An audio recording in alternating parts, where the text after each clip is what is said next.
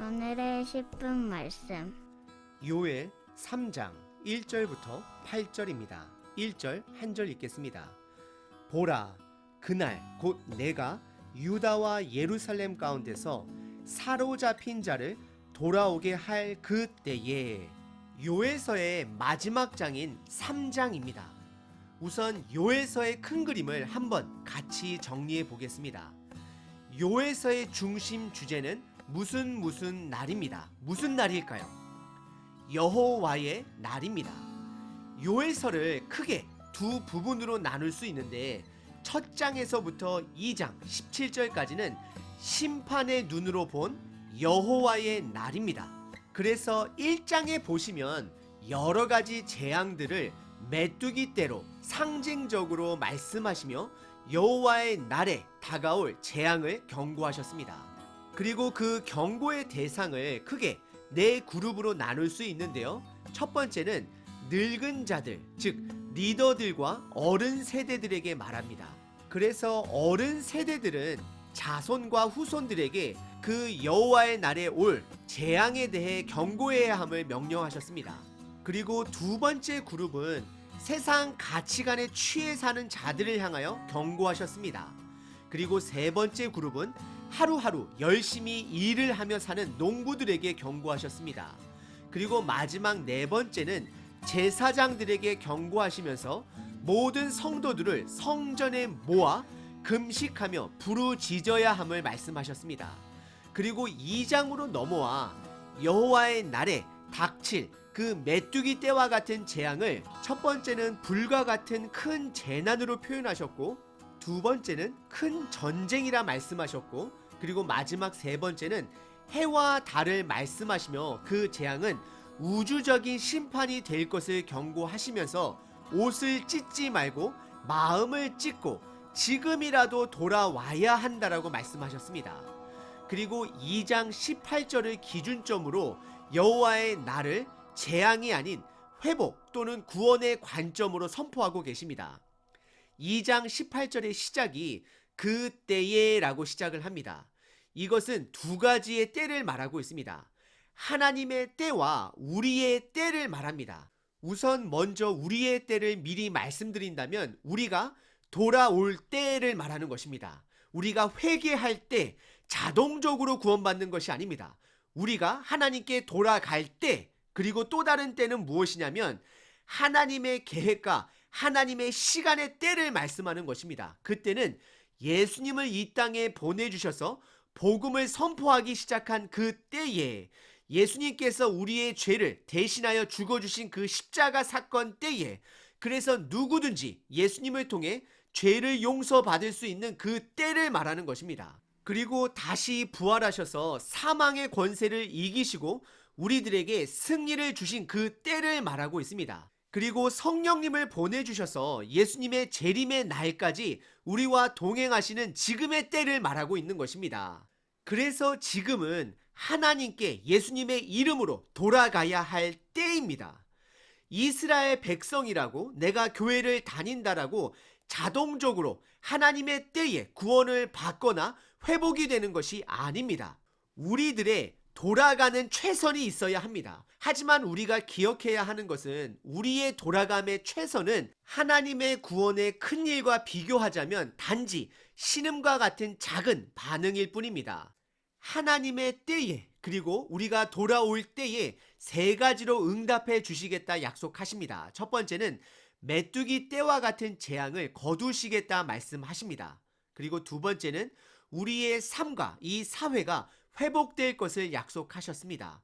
그리고 마지막 세 번째는 우리에게 하나님의 영을 부어주셔서 어느 누구든지 신령과 진정으로 하나님께 예배드릴 수 있는 날이 올 것을 약속하셨습니다. 그리고 그 마지막 때를 살아가는 저희들에게 다음과 같은 반응을 해야 된다 말씀하셨습니다.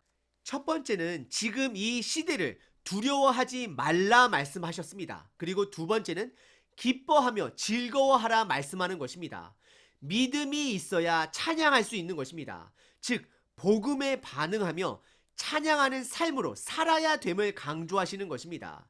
그리고 드디어 오늘 본문 3장이 시작되는 것입니다. 오늘 본문은 심판의 골짜기라는 주제로 열방을 향한 심판의 내용을 담고 있습니다. 결국 예수님의 두 번째 오심의 마지막 때 심판을 말씀하는 것입니다. 저와 여러분들은 하나님의 백성이 되어야 합니다. 마지막 때에 심판을 받게 될 열방이 되어서는 안 되는 것입니다. 오늘 본문을 통해 나는 예수님 편에 서 있는 자인가를 점검해 보시길 바랍니다. 오늘 본문의 주제는 하나입니다. 그것은 만국의 심판과 하나님 백성의 회복입니다. 이 두 가지가 함께 일어남을 말씀하십니다. 1절에 보라라고 시작을 합니다. 성경이 보라 말씀하시면 그것은 반드시 하나님 스스로가 이루시겠다라는 표현입니다. 그리고 시간의 단어인 그 날 그리고 그 때를 1절 시작 부분과 끝 부분에 두 번을 강조해서 말씀하십니다. 1절입니다. 보라, 그 날 곧 내가 유다와 예루살렘 가운데서 사로잡힌 자를 돌아오게 할 그 때에 라고 말씀하고 있습니다. 그 날, 그 때는 유다와 예루살렘 가운데 사로잡힌 자들을 돌아오게 하는 그 때, 회복의 때를 말씀하고 계십니다.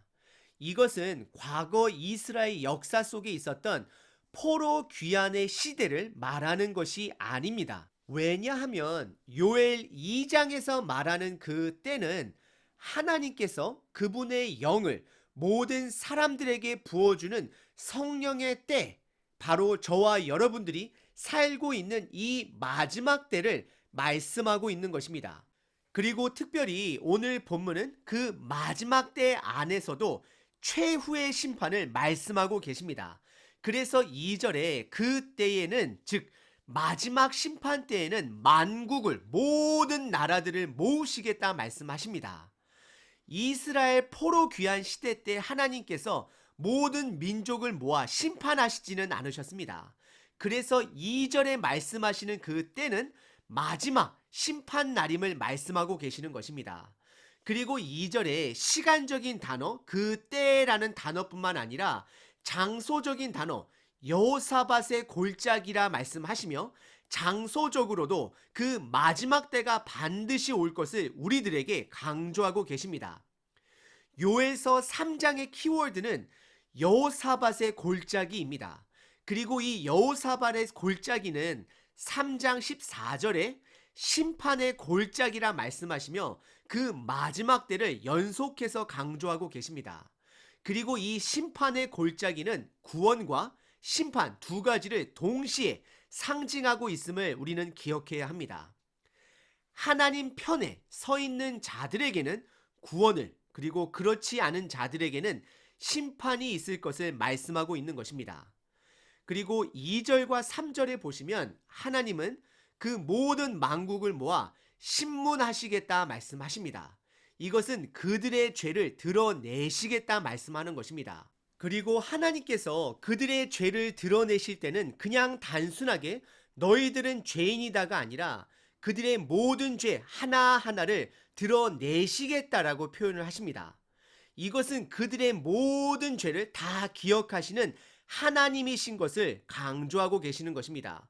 그래서 첫 번째로 2절에 보시면 하나님의 나라를 흩은 죄, 즉 복음의 확장을 방해한 죄를 드러내시겠다 말씀하십니다. 그리고 두 번째는 3절에 보시면 사람을 제비 뽑은 죄, 즉 사람의 인권과 생명을 가볍게 여긴 그들의 죄를 물으시겠다 말씀하시면서 자세한 예로 소년을 기생과 바꾼 죄, 그리고 소녀를 술과 바꾼 죄를 말하고 있습니다. 여러분들 한번 상상해 보시겠나요? 소녀를 소주 한 병과 바꾼다라는 것입니다. 이런 죄악들은 과거에서 그리고 지금 현재에도 일어나는 죄들입니다. 참고로 매년 세계적으로 800만 명의 어린이가 실종된다라고 ICMEC 기관에서 보고하고 있고, 미국에서는 매일 2,300명의 아이들이 실종되는 것으로 Child Find of America에서 보고하고 있고, 한국에서는 2020년도 경찰청 조사의 기준으로 100명의 실종된 아이들을 아직까지도 찾지 못했다라고 말하고 있습니다. 과거나 현재나 인간의 탐욕은 끝도 없습니다. 그리고 4절서부터는 이스라엘을 중심으로 해변가 나라인 두로, 시돈, 블레셋을 심판하실 것을 말씀하시며 열방에 대한 심판을 상징적으로 말씀하고 계십니다. 그리고 역사적으로 과거에 있었던 사건들을 나열하시며 그들의 모든 죄악들 또한 기억하시는 하나님이라는 것, 그들의 모든 숨은 죄들을 반드시 심판하시는 하나님인 것을 강조하고 계십니다.